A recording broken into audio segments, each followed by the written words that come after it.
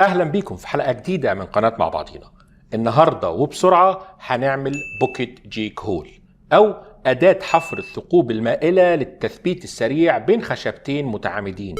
يا ربي، كل ده اسم؟ احنا هنقول البوكيت جيك هول وخلاص. يلا بينا نبدأ مع بعضينا.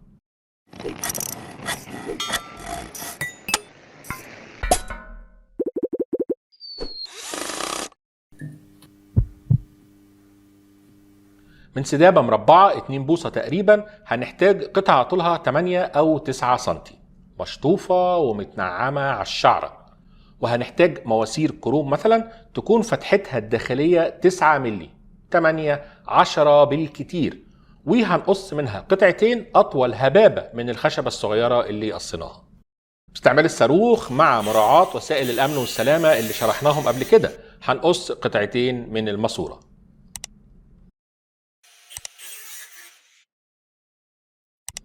تمام كده، هنحتاج بقى نركب الماسورتين دول جوه الخشبة، فهنعمل علام كده عشان نركبهم في نفس المكان على الأطراف. حلو كده، نروح على الدريل بريس الشنيور الرأسي. هنستعمل الأول بنطة صغيرة نعمل ثقب مبدئي، وبعدين البنطة اللي نفس مقاس الماسورة من بره عشان الخشب ما يتشرخش مننا أثناء عملية الحفر. تمام، بالسوبر جلو أو الأمير هنثبت المواسير مع دقتين بالشاكوش عشان تدخل حشر.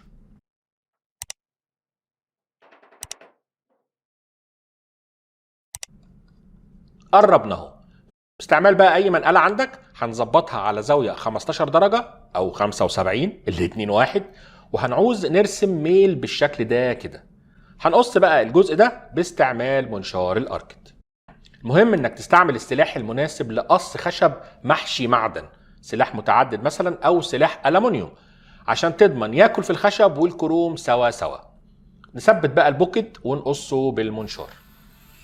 بص يا سيدي، ما هو انت طالما وصلت للجزء ده من الفيديو يبقى مش خساره فينا الاشتراك في القناه لو كنت مش مشترك، والكل اللي هيعجبه الفيديو حتى لو مش هينفذه ما تنساش تدعمنا باللايك والشير عشان دايما نتقابل على خير. تمام كده، قصيناها. لازم طبعا الاركت يسيب علامات والوان، معلش شويه صنفره على العدل هتبقى فله شمعه منوره. المشكله اني لما هركب البوكت في الخشبه مش هعرف امسكه بالكلامبات لانه مايل من الجنب ده مش موازي للخشبه، فهنرسم خط موازي مع شفه كده لزوم الفشخره والمنظر، وبرضه هنقصه بالاركت. بس المره دي سلاح خشابي بس. موضوع الاسلحه ده كنا اتكلمنا عنه في فيديو ظاهر دلوقتي في الاي فوق، وهتلاقوه في وصف الفيديو. سنه صنفره برضه، الصنفره دي حلاله المشاكل المستعصيه. تمام كده، الشغل مظبوط وهيبقى سهل اثبت البوكت مكان ما احب. فاضل بقى البونطه. انا انصح اشتري البونطه الجاهزه الخاصه بالبوكت، انضف وافضل واسهل من الطريقه اللي هشرحها، بس لو ما لقيتش يبقى مضطرين نعمل بونطه بنفسنا. عشان نظبط طرف البونطه العاديه هنركبها في الشنيور، وهنجيب الصاروخ مع قرص جلخ محترم، نثبت الصاروخ على البنك، ولازم وسائل الامان العاليه عشان الصاروخ. نحط تيب ورق على طرف البونطه عشان يحدد لي علام للطول اللي هشيله. نشغل الصاروخ ونثبت التشغيل. نبتدي بقى نلف البونطه سنه سنه لحد ما ناكلها بالهنا والشفا وبستر ربنا.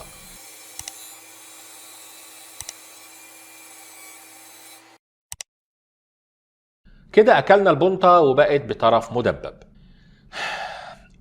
انا نفسي احذف الجزء ده من الفيديو لاني مش بحب اقدم افكار يكون فيها خطوره على اللي بيتفرج، وانصحك نصيحه اخويه ما تعملش الحركه دي واشتري البونطه جاهزه. صاروخ وبونطه وشنيور التجميعه دي فيها نسبه خطوره عاليه. المهم كده خلصنا البوكت، نجرب بقى ونشوف. عايزين نجمع القايمين دول مثلا، نثبت البوكت على الطرف ونديها اول ثقب. اللعب تمام جدا. نثبت البوكت على الطرف الثاني ونديها ثقب تاني. ممتاز، الله ينور. صحيح الثقوب مش متطابقه، انما كتر خيره البوكت البلدي ده. نثبت بقى القايمين بالمسامير. حلو، تمام. نفس الحكايه لو عايز اثبت لوح خشب، هنعمل مجموعه ثقوب متوزعه ونثبتهم بالمسامير برضو في القوايم اللي عملناها. يا لعبك يا عم البوكت. ايه رايكم؟ ده ما فضلكم. هستنى تعليقاتكم، وانتوا عارفين بقى احنا متعودين ما نطلبش منكم الاشتراك في القناه الا لو الفيديو عجبكم. كالعاده مش هوصيكم على اللايك والشير، وان شاء الله نتقابل على خير. سلام عليكم.